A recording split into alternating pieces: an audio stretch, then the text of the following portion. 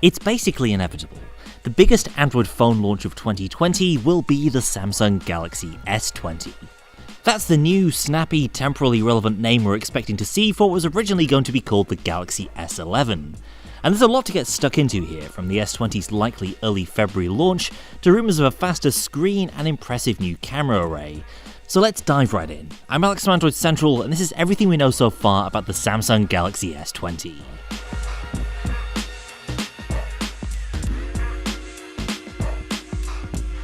First, let's deal with the cold hard facts. We know the Galaxy S20 or S11 will debut on February 11th at an event in San Francisco, thanks to details revealed in Samsung's official event invite. That gives Samsung a head start on the other devices that might be launching at Mobile World Congress in Barcelona a couple weeks later, and means there's a good chance the phones themselves will be shipping by the end of February. Like last year, we're looking at multiple models of S20, though with a slight realignment compared to what we saw with the S10 series. The base model, according to all the rumours, is set to be the Galaxy S20. Think of this as a mashup between the S10 and S10e last year.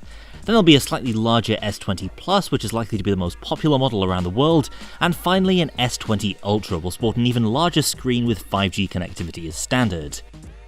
In terms of physical size, expect the vanilla S20 to measure in at 6.4 inches diagonally, with the Plus following at 6.7 inches, and the S20 Ultra purportedly pushing all the way up to 6.9 inches, making it physically the biggest Galaxy S flagship ever.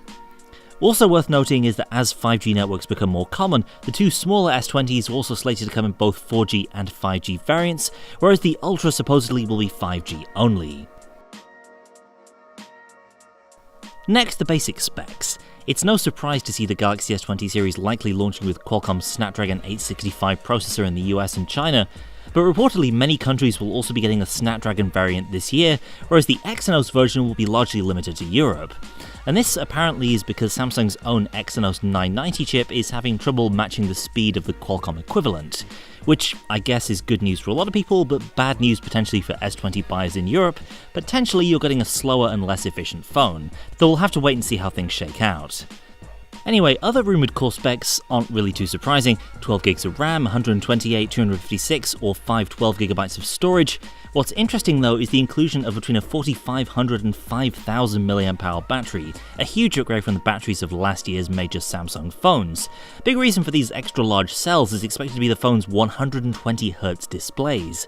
Evidence for the next-gen Samsung phones having super smooth screens emerged in the code of the One UI 2.0 update for the Galaxy Note 10, and since then it's also been confirmed by multiple sources. A faster refresh rate, of course, has the potential to chew through power much more quickly than a standard 60Hz screen of the kind that's included in most Android phones, but it also makes these phones smoother and appear more responsive than ever before. See, for instance, last year's OnePlus 7 Pro, which ran at 90Hz, and the past couple of years of Razer phones which use 120Hz LCDs. Looking at the leaked CAD renders of the S20 series that have emerged thus far, we can see a design that's kind of a mashup between the S10 and Note 10. There's a more rounded chassis as we'd expect from a Galaxy S phone, but also a smaller central hole-punch camera up front, which probably means any kind of 3D face unlock is out of the question, and that the S20 will continue to rely on in-screen fingerprint for secure unlock.